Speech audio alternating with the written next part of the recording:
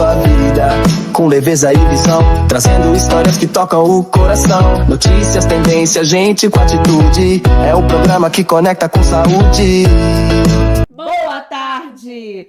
Muito bom estar com vocês aqui hoje em mais um domingo, mais uma tarde especial, onde vamos viver momentos muito felizes e muito importantes.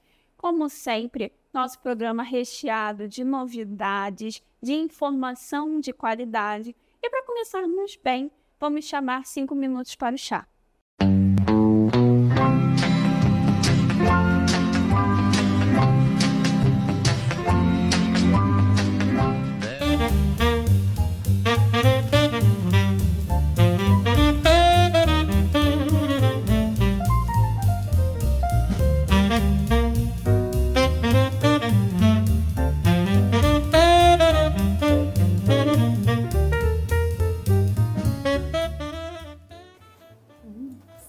Minutos para o chá.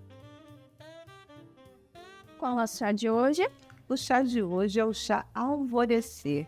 Ele é um chá que ele também tem ações anti-inflamatórias, porque ele tem a pimenta rosa, tem cúrcuma, tem gengibre, tem limão, tem capim-limão. Então é um chá bem útil para nós mulheres e para toda a família de uma forma geral. Gostei. E sobre o que vamos conversar? Aí eu estava pensando aqui, né, com tantas coisas acontecendo aí que estão envolvendo adolescentes, e a gente pergunta como é que está sendo o desafio de ser mãe, pai, cuidador de jovens. Sim, com certeza. Aonde estão os nossos filhos nesse momento? Se é na escola, se está no quarto, se está muito silencioso. É um desafio maior, né? Porque na época que a senhora me criou, Naquela época, quando a gente estava dentro de casa, a gente tinha a ideia de que o jovem estava seguro, né? Ambiente seguro. Hoje em dia, talvez seja até mais perigoso, porque a internet é uma janela para o mundo. Ele tem o mundo na palma da mão. E muitas vezes você ainda tem essa falsa, né, impressão de que ele estando no quarto, mexendo nas coisas dele, no computador dele, ele está seguro. E não é verdade, né? Até porque a adolescência, né? É um período que o cérebro ainda está em formação. Então, esse jovem realmente ainda está aprendendo a discernir o certo do errado. Não é birra, não é imaturidade, é porque realmente nós temos fases. Assim como nós aprendemos a andar, nós aprendemos a falar, nós aprendemos a nos alimentar. Durante a adolescência, nós vamos entendendo sobre limites, sobre respeito, sobre seguir ou não regras, disciplina, tudo isso se aprende. Cidadania. Exatamente. E existem momentos em que esse cérebro ainda não alcançou essa etapa da formação. Porém, o que acontece hoje em dia é que, apesar de um cérebro que ainda, né, não se desenvolveu plenamente, essa pessoa já tem acesso a situações difíceis, a situações sérias, a situações perigosas. A informação de risco, né? Sim, porque é muito comum que o jovem busque grupos, pertencimento. Então, quando ele entende que estar naquele local é um bom local para ele, na imaturidade dele, né, ainda nessa aprendizagem, ele acredita que aquele ambiente é um ambiente seguro e ele se permite ser invadido. Sim. Não é um ato de grande consciência, mas acontece, né? E muitas vezes também o jovem tem o desejo de dizer que ele é capaz, que ele já é um adulto, sim, que ele já tem o poder. E então a gente precisa conversar muito sobre as questões dos desafios que surgem na internet. Sim. Grupos feitos por pessoas ilegais, pessoas que estão erradas e que estimulam jovens a cometer atos completamente criminosos, muitas vezes letais, tanto para eles, quanto para sua família, quanto para o mundo.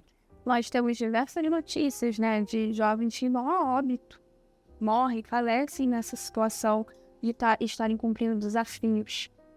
E, por vezes, machucam outras pessoas e até, infelizmente, acabam assassinando alguém para cumprir esses desafios, né? Então, como é que funcionam esses desafios? Eles surgem em chats, né, em momentos de conversa, e o jovem, a criança, o adolescente, ele é induzido a ir fazendo algumas ações. Então, por exemplo, eu desafio você a jogar a bola 3 vezes para o alto. Então, começa geralmente com coisas mais inocentes, né? Desafio você a beber 1 litro d'água sem pausa. E aí, essas ações, elas vão escalonando, o jovem não vai percebendo no que ele está se envolvendo, e geralmente existem ameaças quando há o desejo de interromper essa participação. Muitas vezes ele fica com vergonha de comunicar isso à sua família, ao seu professor, ao seu amigo, ao seu tio, alguém da sua confiança. E é por isso a importância desse vínculo familiar. Por isso que a gente sempre convida você a assistir esse programa com a sua família, chamar a sua família para tomar um chá, porque o jovem, ele precisa ter confiança no adulto que está cuidando dele, né? No seu cuidador principal, seja a mãe, a tia, o padrinho, a avó. Ele precisa ter essa conexão para que ele se sinta seguro o suficiente para levar os problemas para essa família. Porque respeito é diferente de medo. Exatamente. O temor, muitas vezes, faz com que ele se afaste da sua família e não comunique coisas tão sérias que possam estar acontecendo com ele no mundo digital. Exato. Porque o ideal, né, é que essa figura, a família seja o lugar para onde ele corra para buscar ajuda e não de quem ele se envergonhe. Então, a ideia é que ele possa, num perigo, pensar: vou pedir ajuda para minha mãe. Não, minha mãe vai me matar. Minha mãe vai me matar porque é necessário. Mas com respeito, né? Com a ideia de que ela vai me proteger, ela vai me orientar. Vai me orientar. Juntos vamos entender o que vai ser melhor a ser feito diante desse obstáculo. O jovem nunca pode ter a percepção de que contar para a família é pior do que atravessar aquilo sozinho. Ele precisa entender que existe parceria, que existe cumplicidade. É óbvio que existe uma hierarquia e precisa existir, né? Porque o jovem ele precisa desse controle, porque esse controle ele ainda não existe. A parte pré-frontal do cérebro realmente não está formada. Então, ela precisa de um adulto para exercer essa função desse córtex.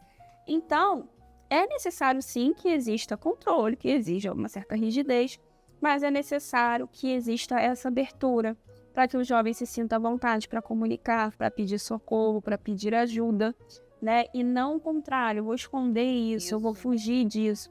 Porque muitas das vezes é quando entra esse mecanismo da chantagem. E a chantagem, ela não tem aonde ela vai parar, né? E é uma coisa muito ruim.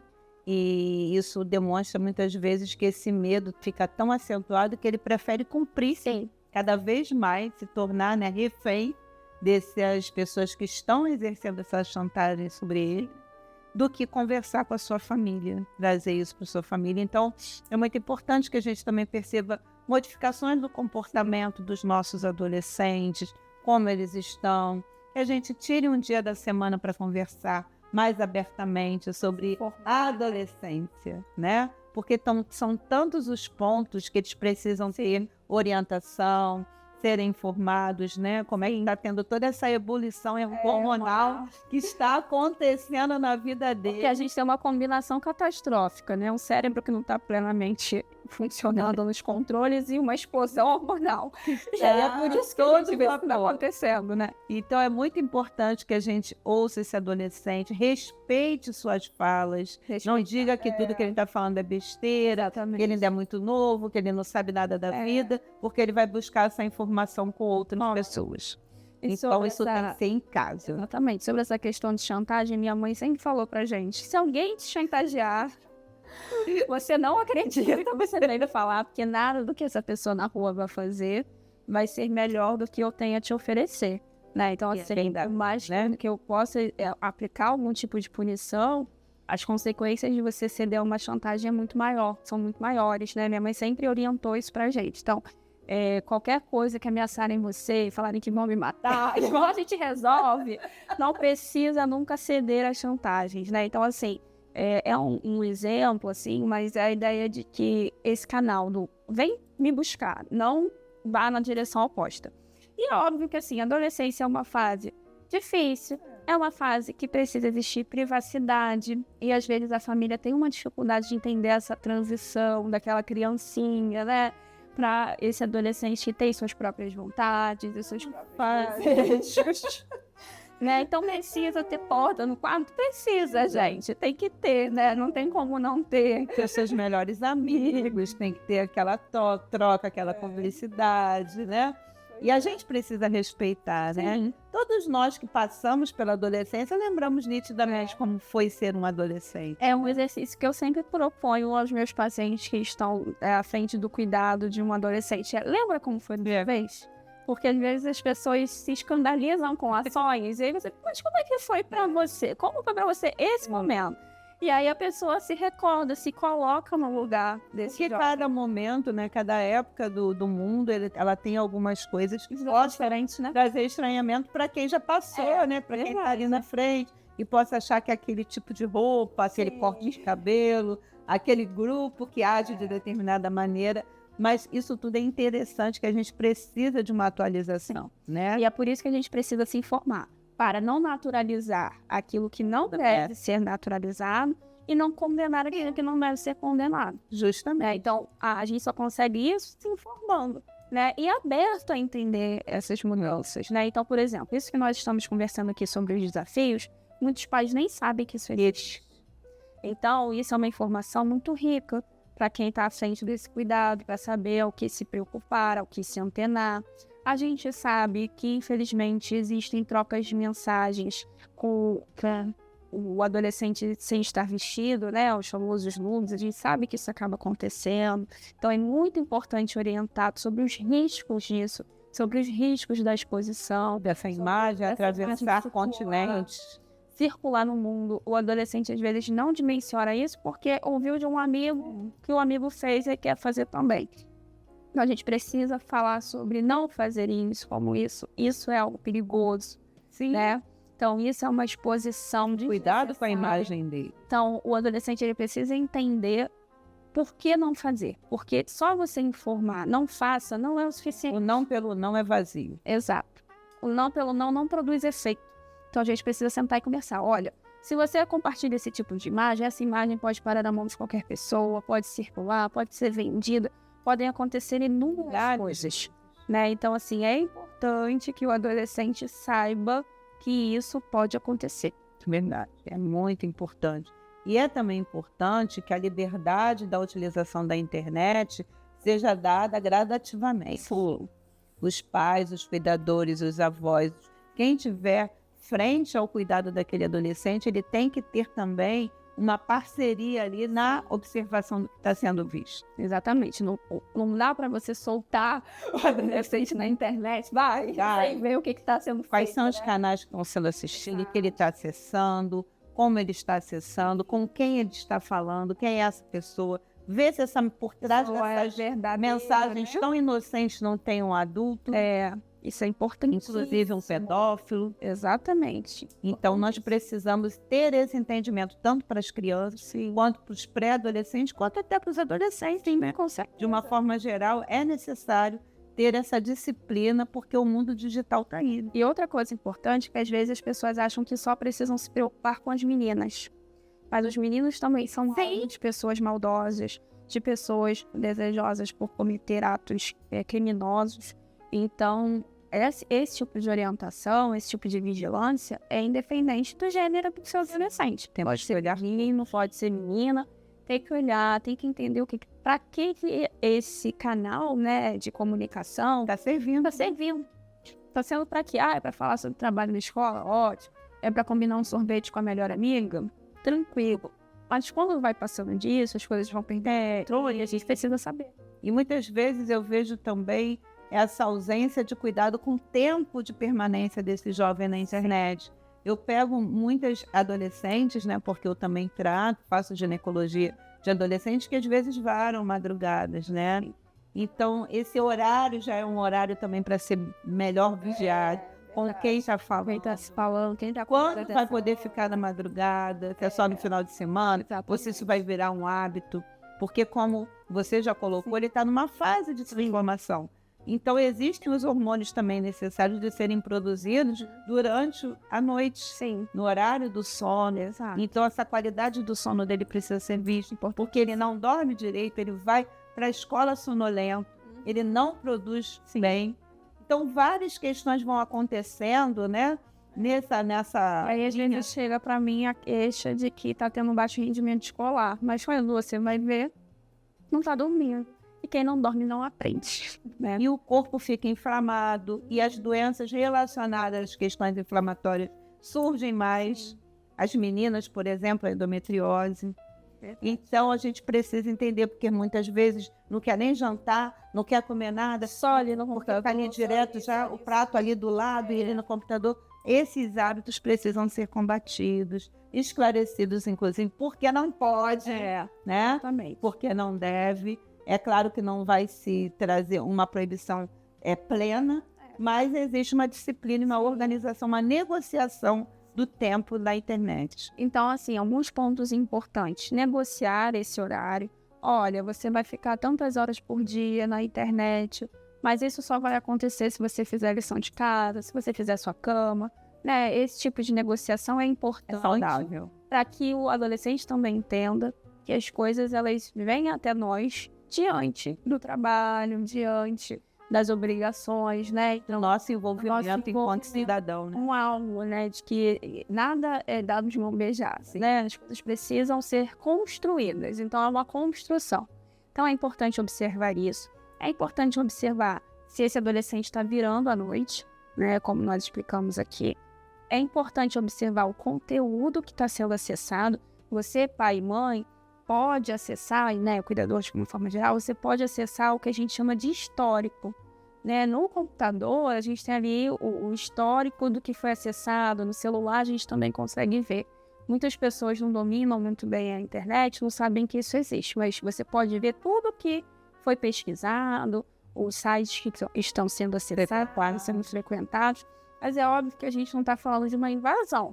A gente tem que deixar claro, olha, eu vou verificar o que você acessa, eu tenho esse acesso, a gente vai compartilhar isso, né? Então, não quero que você esconda de mim. Então, é importante que exista esse diálogo e essa comunicação. E quanto maior o vínculo entre esse adolescente e a família, quanto mais próximo se é, quando se tem momentos em família como esse de tomar um chá, de assistir um programa, menos exposto esse adolescente fica. Porque ele se sente seguro de compartilhar com a família os acontecimentos. De dividir com eles tudo que está acontecendo. Sim. Porque se ele não divide com a família, ele vai dividir com alguém. E aí, quem é esse alguém? Pode ser uma pessoa gente boa? Pode. Mas pode não ser. Né? E aí surgem os problemas. Hoje, depois desse chá, a gente deixa aqui uma grande dica. Olhe nos olhos dos seus filhos e diga, eu estou aqui. Pode me contar tudo, vamos conversar. Isso aí. E semana que vem tem mais 5 minutos para o chá. Até lá. E agora o quadro da minha mãe, doutora Jussara Cesário, com mais de 30 anos à frente da saúde da mulher, o poder de uma fênix.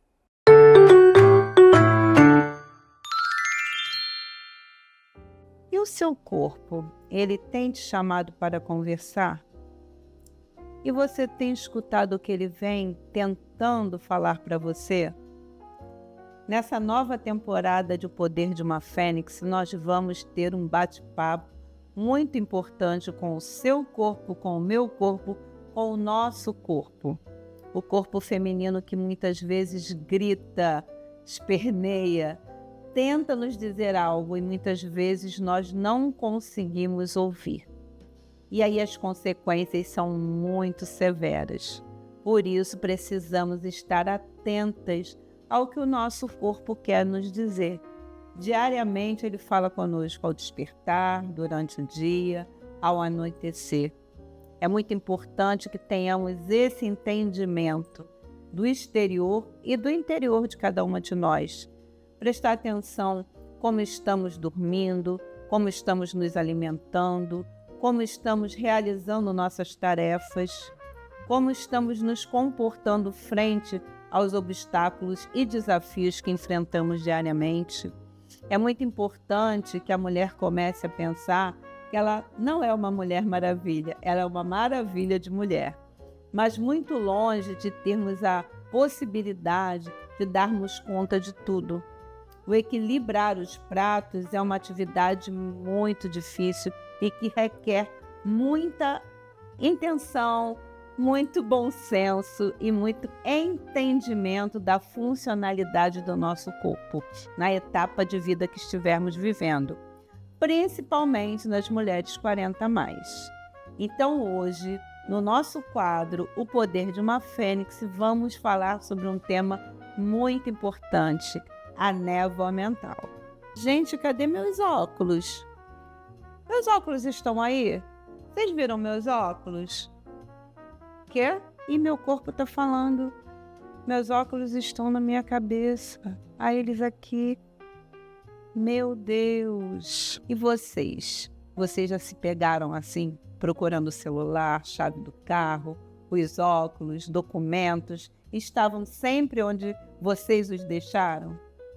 Vocês já perceberam essa confusão que muitas vezes começa a acontecer com esses pequenos esquecimentos que muitas vezes nós não valorizamos?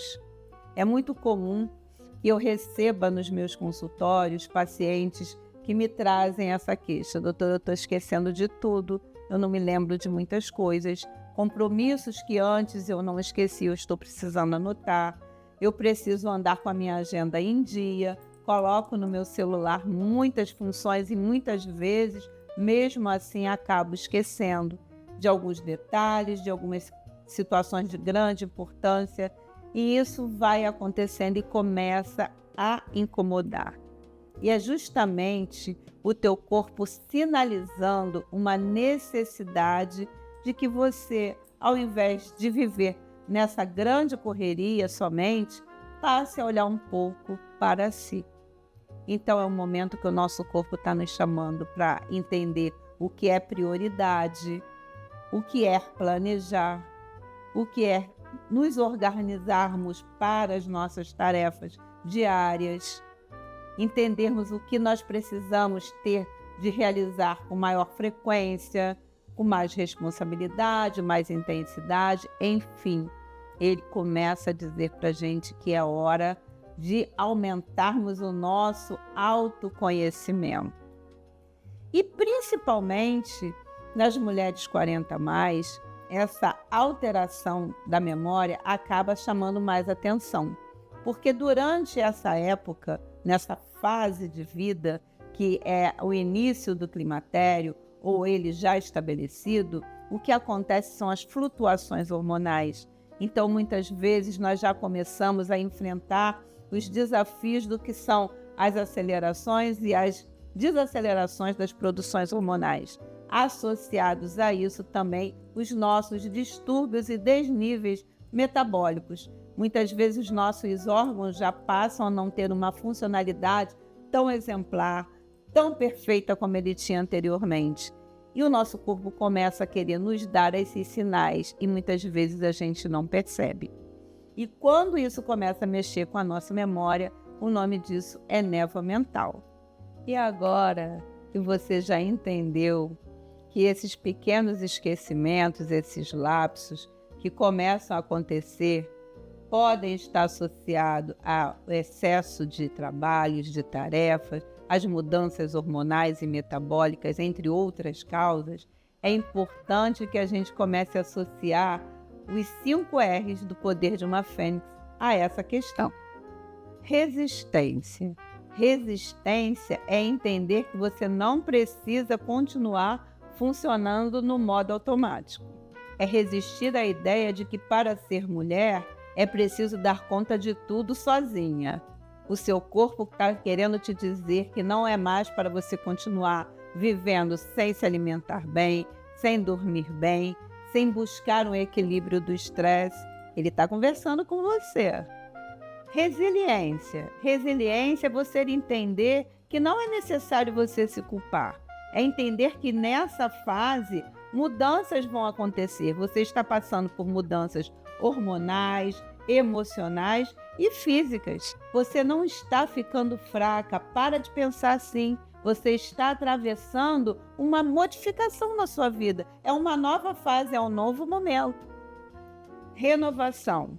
Como nós iremos nos renovar? Modificando pequenos hábitos, buscando hábitos mais saudáveis, buscando trazer mais qualidade de vida para o nosso corpo. Então é hora de pensarmos em nos alimentarmos com mais consciência, buscarmos ter movimentação, abandonarmos o sedentarismo, equilibrarmos o nosso estresse, buscarmos ter atividades que nos deem prazer, uma maior conexão social, avaliar a necessidade de melhorar a qualidade do nosso sono e a qualidade do nosso despertar. Enfim, é fazer com que possamos nos renovar por completo. Reinvenção é entender que é necessário passar a viver de uma nova forma, com mais consciência, com menos culpa e maiores ações. É deixar de ser aquela mulher que só resolve problemas e passar também a cuidar de si.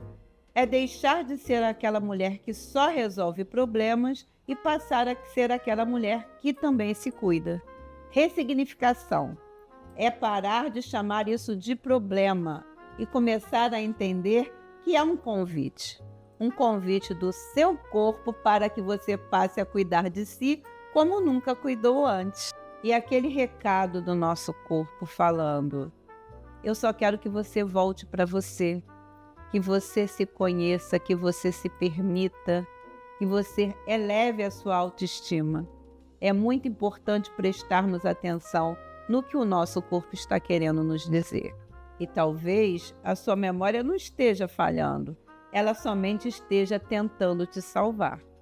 E agora vamos às nossas dicas. Se o seu corpo está te chamando para conversar, existem 2 atitudes simples que você pode começar ainda hoje. Dica número 1, escute seu corpo. Dedique 5 minutos do seu dia para ouvir o seu corpo. Sem celular, sem barulho, sem cobrança, você consigo mesma. Pergunte para si mesmo: o que eu estou precisando hoje? Silêncio, água, sintonia, meditação. O que eu estou precisando? O seu corpo o tempo todo está dizendo: eu estou falando baixo, mas eu falo o tempo todo que você precisa de separar um tempo para você. Um tempo para um chá, um tempo para um escaldapés, um tempo para uma boa leitura, um tempo para você. E a segunda dica é tratar o seu corpo como prioridade, não como o último da fila. Você precisa entender que uma disciplina de autocuidado vai interferir muito e positivamente nas suas questões de memória. Isso é de grande importância. Uma boa alimentação, uma movimentação, equilíbrio do estresse e tudo que a gente vem falando sobre a medicina de estilo de vida. Não é só sobre lembrar das coisas, é sobre lembrar de você. Pois quando uma mulher escuta o seu corpo, ela renasce. E isso é o poder de uma fênix. Primeiro a mente, nosso próximo quadro.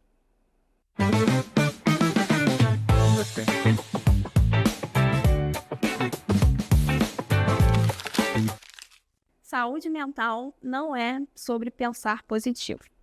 Talvez essa frase tenha te causado algum estranhamento, porque você está acostumado com os gurus da internet que resumem a saúde mental a isso, a força de vontade, força do pensamento, mas quem dera fosse. Tem uma frase que eu uso sempre, que é: se querer fosse poder, a minha profissão não existiria. Porque ninguém quer ficar deprimido numa cama, ninguém quer ouvir vozes, ninguém quer não conseguir se concentrar a ponto de não conseguir um trabalho. Então a vida vai muito além dos desejos. Querer, motivação, tudo isso é importante, mas a gente não pode resumir a isso. Vamos conversar um pouquinho mais sobre isso no Primeiramente de hoje? Vem comigo. Vamos começarmos aqui o nosso bate-papo sobre a mente de hoje. Vamos esclarecer uma coisa muito importante. Ser uma pessoa mentalmente saudável não significa ser uma pessoa feliz, alegre, contente, positiva o tempo inteiro. O tempo todo, todos os dias do ano, os 7 dias da semana. Quando nós estamos saudáveis mentalmente, isso significa que nós estamos sabendo mobilizar as emoções. O que é isso, doutora? Significa que você fica triste quando é para ficar triste, fica feliz quando é para ficar feliz. Então, é absolutamente normal você sentir tristeza se o seu cachorro desapareceu. É normal sentir raiva diante de uma traição. É normal você sentir decepcionado quando houve uma injustiça. Então, são sentimentos que são necessários para você conseguir viver adequadamente em sociedade. Imagina, se você tem a morte de um cachorro e fica feliz com isso. Se você tem um momento de decepção diante de uma injustiça e você fica alegre e radiante. Isso indica que tem alguma coisa estranha, indica que você não está conseguindo captar o que está acontecendo ao seu redor. Isso significa que você está desconectado do mundo. Então, se sentir sempre para cima, alegre, positivo, não vendo nada de mal acontecendo, significa uma desconexão com a realidade, né? Pessoas que estão vivendo plenamente sua saúde, elas conseguem sim sentir raiva, medo, decepção, desesperança, mas o segredo, né, da gente entender a vida está na palavra equilíbrio. O equilíbrio é que vai nos direcionar, porque temos sim tempo para sofrer, né? Temos tristeza, mas essa tristeza ela precisa ser reativa a algo e com data para ir embora. A gente não pode ficar sempre triste, né? Então, os excessos, eles são o oposto da saúde. Tanto o excesso da alegria, da positividade, quanto o excesso da negatividade e da tristeza. Então, vamos conversar um pouquinho sobre o positivismo tóxico. Aquela ideia de que você tem que ser forte, você precisa superar isso é falta de fé, isso é uma pessoa com mais fé. E traz uma mensagem escondida de que a pessoa que está atravessando um problema, ela é fraca. Então ela não tem fé suficiente, ela não tem força suficiente, ela não teve vontade o suficiente. E isso é uma grande mentira. Isso pode ter como impacto afastar a pessoa do pedido de ajuda e também de reprimir essas emoções, porque a pessoa começa a entender que o que ela está sentindo é errado, porque ela é fraca, ela não conseguiu focar o suficiente, ter o desejo suficiente, aquela ideia do foco, força e fé, né? Como se isso fosse o suficiente para a gente funcionar. Existem muitas coisas que são necessárias de estarem alinhadas para a gente ter um pleno funcionamento, né? O corpo humano, ele é uma orquestra perfeita, né? Se um instrumento fina, isso muda o resultado final. Então, a gente já conversou várias vezes aqui, né? Um intestino que não está funcionante, uma hidratação insuficiente, uma alimentação errada, um sono desbalanceado, tudo isso vai impactar na forma como a pessoa se posiciona no seu cotidiano, sim. E aí, a gente não pode simplesmente dizer que se ela quiser, ela consegue. Tem muitas coisas além do querer. É óbvio, gente, que a motivação é uma parte importante de qualquer conquista, seja ela qual for. Se você não se sente motivado, você não consegue realmente lutar por aquilo que você deseja. Você não consegue um bom desempenho numa prova, você não consegue uma classificação no concurso, a gente sabe disso. Mas a gente não pode cair no erro de que a motivação é um único fator nessa equação. Ela é apenas mais um. E junto temos infinitos fatores. Então, quando você diz que você é obrigado a ser forte, que você só vai conseguir isso dessa forma, você traz essa mensagem de que a tristeza ou o adoecimento mental são sinais de fraqueza. O que a gente percebe que pode acontecer também? A pessoa se sente sem espaço para falar sobre as próprias emoções, porque ela não quer passar essa imagem de que ela é insuficiente, e aí ela passa a reprimir isso. E isso acaba gritando de outra forma, né? A gente sempre fala aqui no programa O Nosso Corpo Fala. Então, aquelas dores que a gente não entende bem de onde estão vindo, a pele com uma lesão que ninguém sabe de onde surgiu, isso tudo vai se manifestando porque a pessoa não consegue verbalizar, né? A verbalização passou a ser julgada, passou a ser condenada, porque as pessoas entendem que basta pensar positivo. E agora vamos para aquela dica para a sua mente. Dica número 1. Permita-se sentir sentimentos bons, sentimentos tidos como ruins.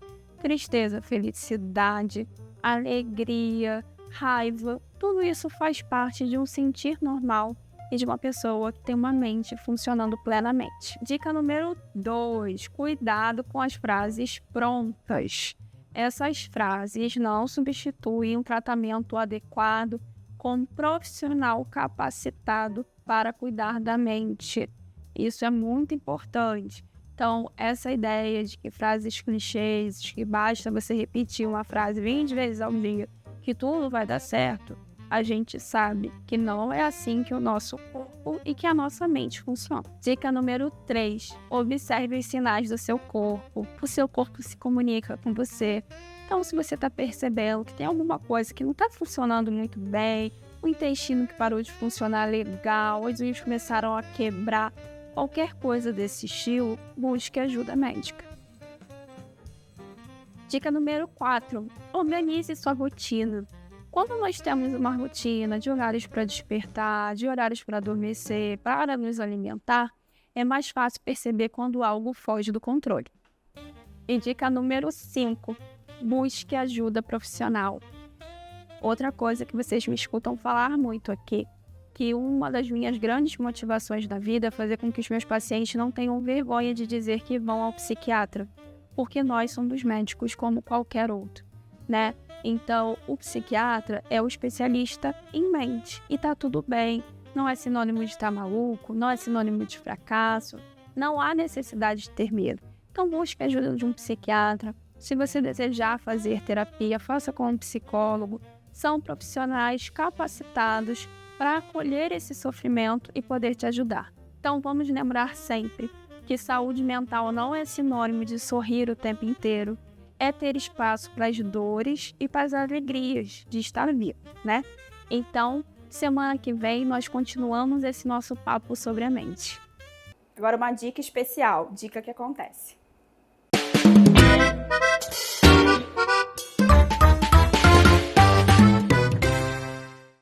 Pessoal, chegou a hora de ir embora e eu escolhi a forma mais segura e prática de ir até o aeroporto de Paris. A Letour. A Letour é uma empresa líder em atendimentos a brasileiros aqui na França. Eles fazem city tour, transportes para o aeroporto, transfer para Disney. Então, assim, fica a dica que acontece para vocês com carros de qualidade, total segurança e o melhor, atendimento em português. Então é isso, fica a dica que acontece para vocês. Até mais! Eu conheci a Letour pelas redes sociais, quando estava organizando minha viagem para Paris. E uma das coisas que mais chamou minha atenção foi o atendimento totalmente em português. Desde o primeiro contato, eu já me senti segura. Eu busquei o Instagram para entender os comentários, as referências, e todas eram as melhores possíveis. Então eu entendi que era com eles que eu queria fazer o transfer do aeroporto de Paris até o lugar onde eu ficaria hospedada. Depois que eu descobri, eu fui entender que a empresa fazia muito mais do que transfer. Eles cuidam da chegada, do check-in, city tour personalizado.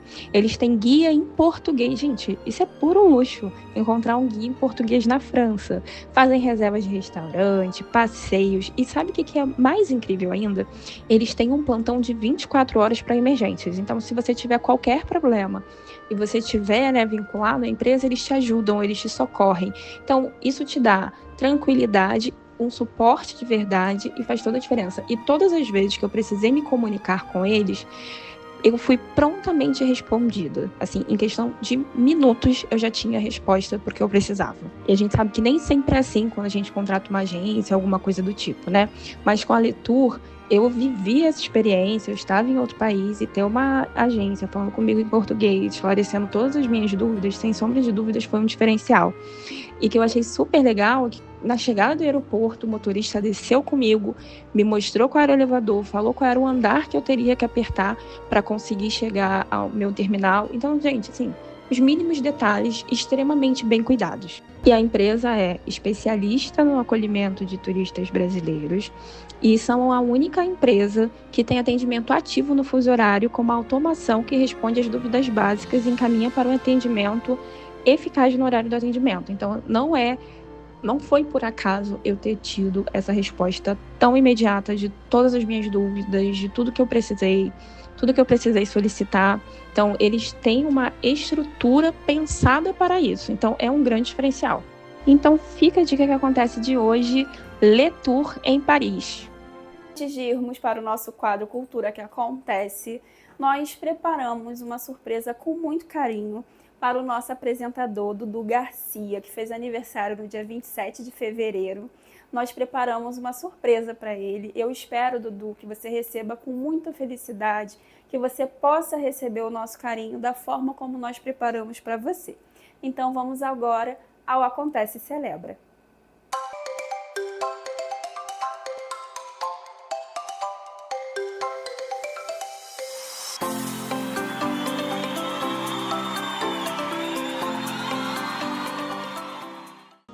Venho aqui hoje homenagear esse grande bacharel de dança que, pela superação que teve dos pezinhos congênito torto, hoje é formado na dança. Então vim agradecer a Deus por ele ter hoje uma formação de dança e hoje é o nível dele, merecedor de todas as profissões de dança que ele tem, que é com comissão de frente, escola de samba, lindo. Então, mamãe está hoje homenageando ele com esse vídeo, pelas superações que ele teve. E vamos lá, parabéns, parabéns, parabéns, Dudu, merecedor. Mamãe te ama, que Deus te guie e faça tu dançar até o final do teu tempo na Terra. Parabéns, te amo, te amo, te amo. Olá, meu nome é Pamela, eu sou a irmã do Dudu e vim falar um pouquinho dele, da trajetória dele na dança, né? Ver de perto tudo que ele construiu nessa profissão, para mim é muito gratificante, é muito honroso, né? Desde muito cedo ele começou como profissional em comissões de frente, em projetos, logo depois se formou e só decolou, né? Então eu tô aqui para dizer que eu tenho muito orgulho de você. Você sabe o quanto eu te amo, te desejo parabéns, felicidades, muitos anos de vida. Que é isso, nós temos muito orgulho do profissional que você é, te ver dançando é lindo, é maravilhoso, eu te amo demais, viu? Beijo. Olá, eu me chamo Marcela e eu conheci o Dudu através de um curso que nós fizemos em 2019. E nesse curso, eu conhecendo ele um pouquinho a cada dia mais, eu descobri que ele trabalhava com dança, que ele era formado em danças populares, em danças folclóricas e tinha participado de várias comissões de frente, além de ser professor de pilates. E aí, no ano seguinte, eu querendo voltar à forma da dança, dos ritmos, convidei ele para ser o meu personal. Só que foi um ano da pandemia, então como é que a gente ia se encontrar? A gente passou a se encontrar online. E sem saber, sem muita pretensão, surgiu um novo leque de opções na vida de Dudu. E nós nos tornamos amigos virtuais, professor e aluna virtual, e essa amizade foi crescendo até chegar os dias de hoje. Então eu acompanho muito da vida do Dudu, da vida profissional do Dudu, desejo toda a sorte do outro, toda a alegria, tudo de melhor que a vida tem para oferecer e que ele continue sendo essa pessoa maravilhosa, esse professor empenhado, esse artista multicultural que ele sempre foi e que vai continuar sendo. Um beijo, meu amigo, tudo de bom para você. Oi, Dudu! Estamos aqui para celebrar a sua vida. Feliz aniversário, muita saúde, muita paz, muitas realizações nesse novo ciclo. Nós amamos a sua amizade, ter você na nossa vida é um presente todos os dias. Feliz aniversário! Obrigada pela escuta e pela presença de sempre. Feliz aniversário! Te amamos!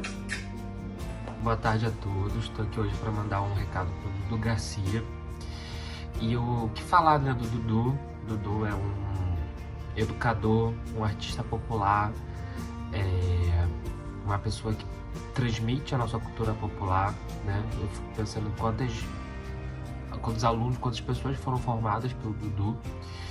E o Dudu é muito especial para todo mundo que conhece.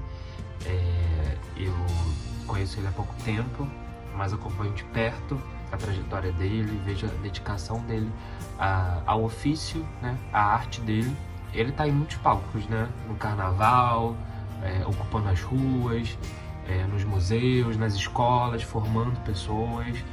E o Dudu é muito especial. Então, nesse aniversário, eu queria celebrar a vida dele e agradecer, né, por essa missão que ele tem de espalhar tanta beleza e conhecimento aí pelo mundo. Então, viva Dudu Garcia. Parabéns. Olá, sou Valdice Araújo.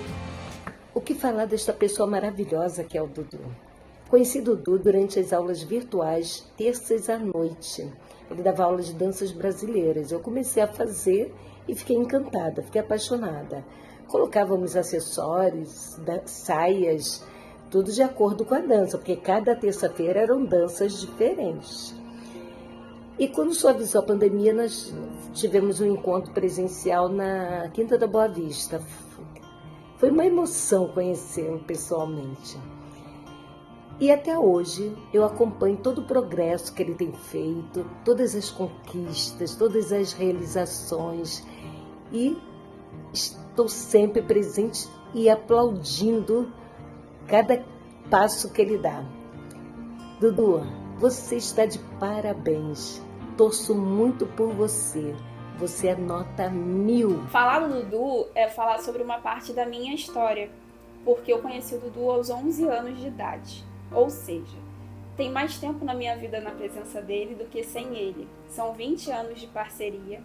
Eu conheci o Dudu na época que eu dançava, né? Nós éramos partners, ou seja, nós éramos parceiros oficiais. Todas as vezes que tinha uma coreografia em dupla, era com o Dudu que eu dançava. O Dudu escolheu seguir, né, na carreira da dança, e eu fui para medicina.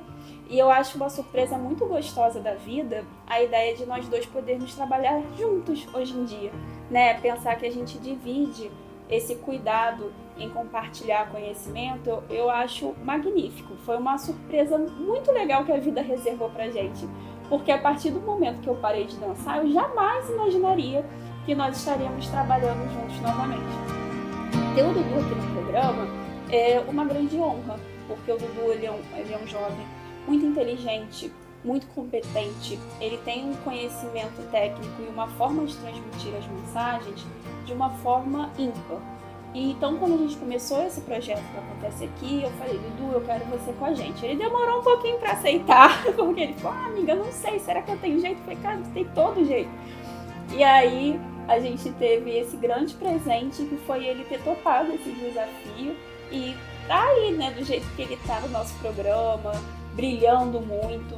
Então, eu tenho muito orgulho da trajetória do Dudu, um jovem negro, periférico, que buscou o seu ensino superior, todas as suas formações, conseguiu transformar a sua atuação em algo que promove benefícios enormes para a sociedade. Então, ele é um grande especialista em cultura popular brasileira, e isso torna o trabalho dele ainda mais lindo e ainda mais valioso. E fora isso, né, o Dudu é uma pessoa com um grande coração, uma pessoa muito divertida, gente. É muito gostoso poder ter o Dudu na nossa vida. Ele realmente é muito parceiro, ele é muito cúmplice. E eu acho que a gente tem que valorizar as pessoas que são assim na nossa vida.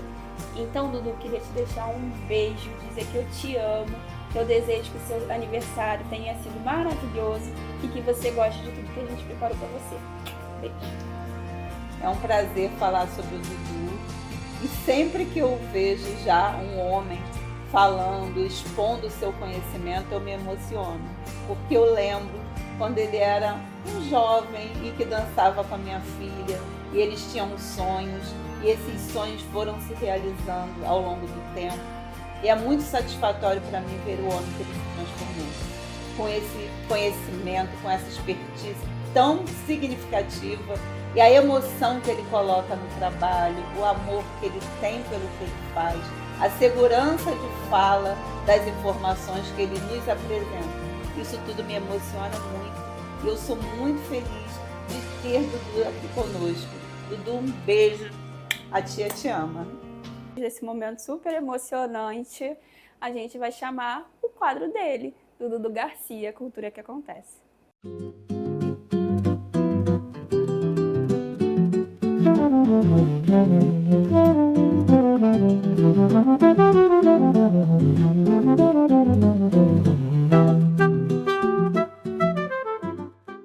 Olá, hoje Cultura que Acontece vai falar sobre como a cultura é resguardada, é salva, é protegida. Vocês já ouviram falar sobre o patrimônio imaterial?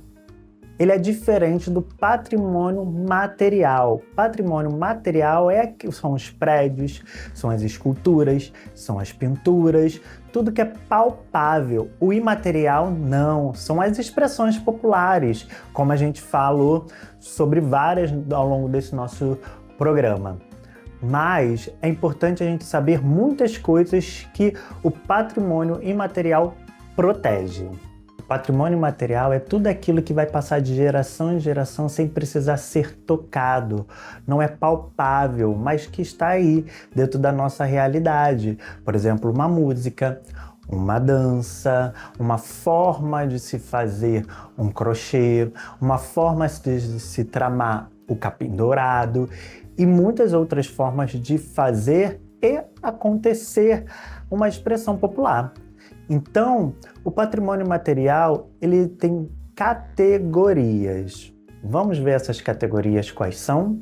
Porque quem é responsável por pesquisar e guardar no Brasil é o IPHAN. IPHAN é um órgão responsável por tudo isso.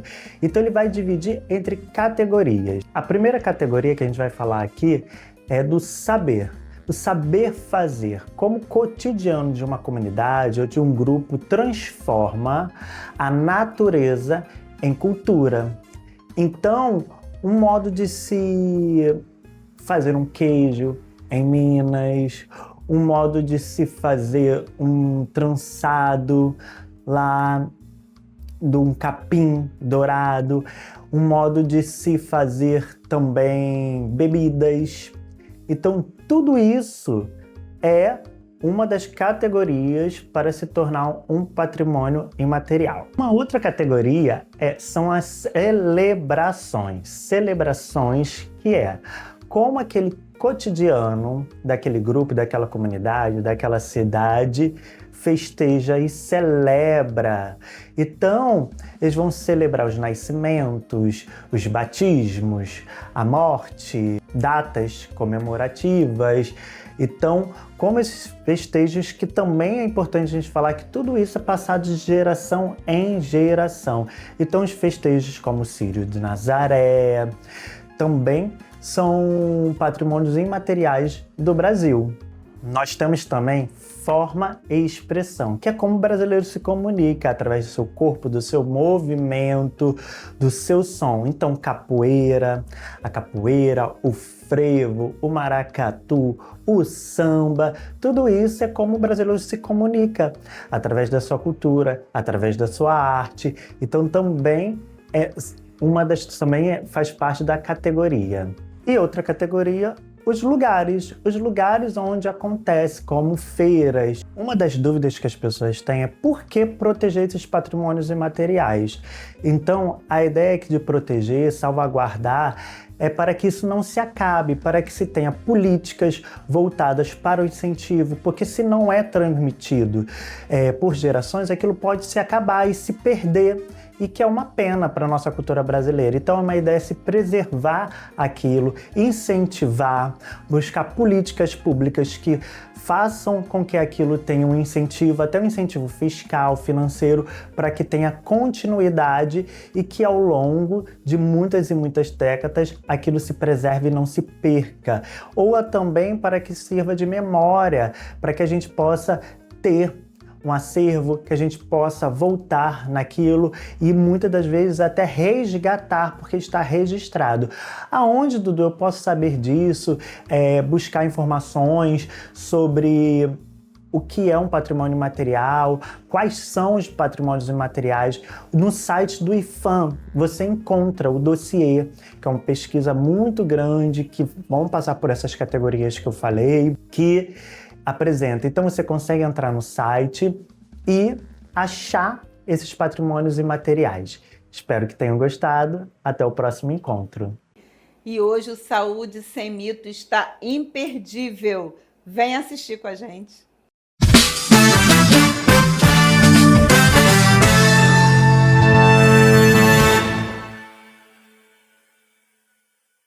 E hoje estamos aqui para mais um episódio da série Maturidade Sem Rótulos, onde vamos falar um pouco sobre os conflitos geracionais entre as gerações e o que isso pode repercutir na qualidade de saúde, né? Exatamente. Porque eu venho, de uma geração onde que nos era ensinado que nós deveríamos aguentar tudo, não buscar mostrar fraqueza.